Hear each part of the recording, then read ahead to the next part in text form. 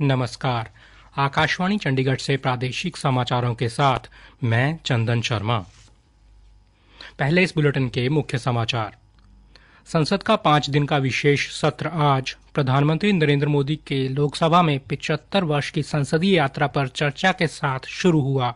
राज्यसभा के सभापति जगदीप धनखड़ ने आज G20 शिखर सम्मेलन के सफल आयोजन के लिए प्रधानमंत्री नरेंद्र मोदी की सराहना की। लोकसभा अध्यक्ष ओम बिरला ने कहा कि G20 शिखर सम्मेलन के दौरान भारत विश्व में शांति और संयम का स्वर बनकर उभरा।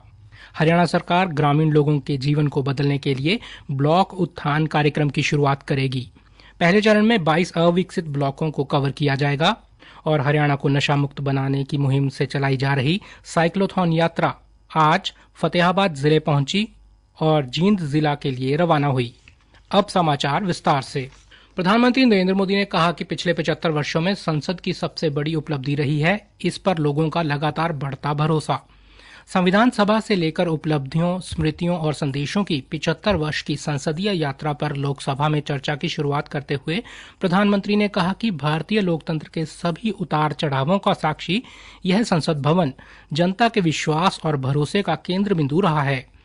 उन्होंने कहा कि आज भारतीयों की उपलब्धियों की चर्चा विश्व में हर जगह हो रही है और यही संसद के 75 वर्षों के इतिहास के दौरान सामूहिक प्रयासों का सुपरिणाम है। श्री मोदी ने कहा कि चंद्रयान 3 की सफलता ने न केवल भारत बल्कि पूरे विश्व को गौरवान्वित किया है। इसने भारत की एक नई शक्ति को उजागर किया है जो विज्ञान, प्रौद्योगिकी, भारतीय वैज्ञानिकों की क्षमता और 140 करोड़ देशवासियों की सामूहिक शक्ति से जुड़ा है। प्रधानमंत्री ने कल से संसद के नए भवन में स्थानांतरित होने का भी उल्लेख किया।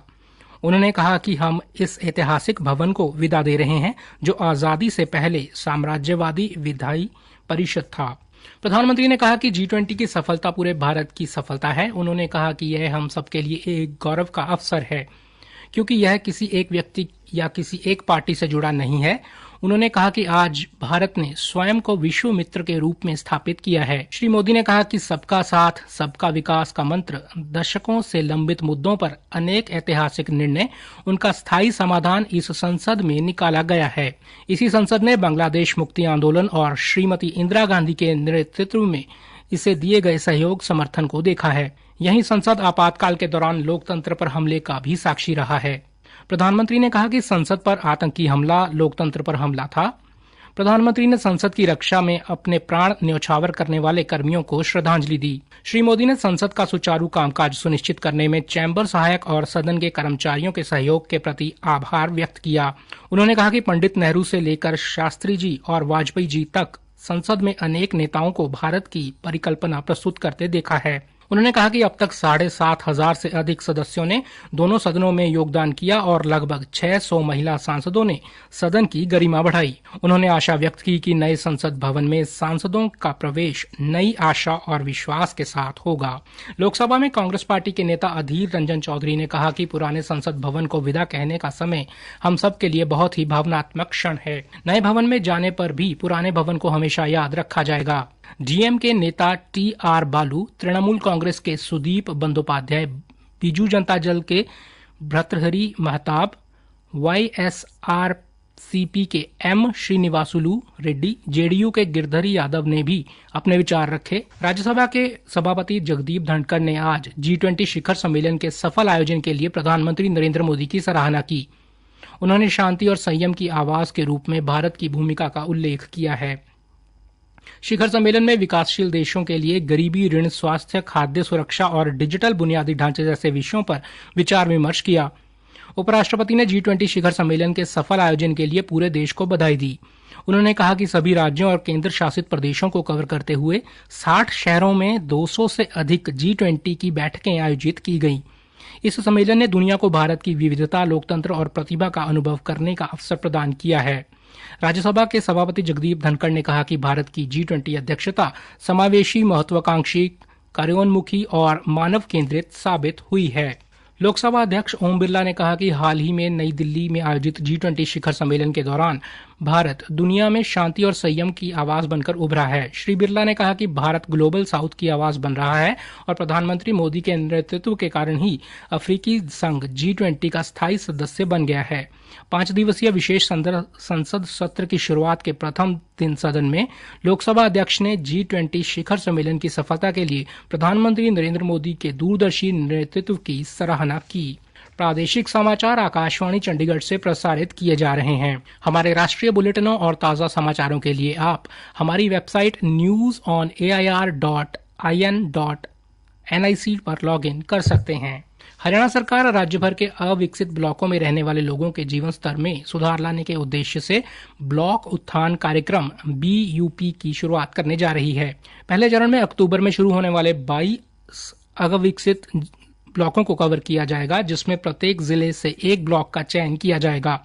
ब्लॉक उत्थान कार्यक्रम के कार्यान्वयन की समीक्षा करते हुए मुख्य सचिव संजीव कौशल ने कहा कि कृषि और सिंचाई, समानता और गरीबी उन्मूलन, सशक्तिकरण, शिक्षा और कौशल, सामाजिक विकास, स्वास्थ्य और पोषण, बुनियादी ढांचा और शासन, ऊर्जा प्रबंधन और जल और स्वच्छता सहित विभिन्न क्षेत्रों में 9 प्रमुख प्रदर्शन संकेतक KPI की पहचान की गई है।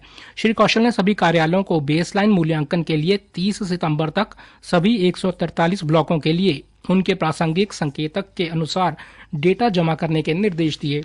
आकाशवाणी चंडीगढ़ के समाचार सेवा प्रभाग द्वारा अमृतकाल में शुरू की गई प्रश्नोत्तरी प्रतियोगिता का आज का प्रश्न है, भारत के किस महान समाज सुधारक को आधुनिक भारत का जनक कहा जाता है? अपने उत्तर newsairchd@gmail.com पर तुरंत ईमेल करें।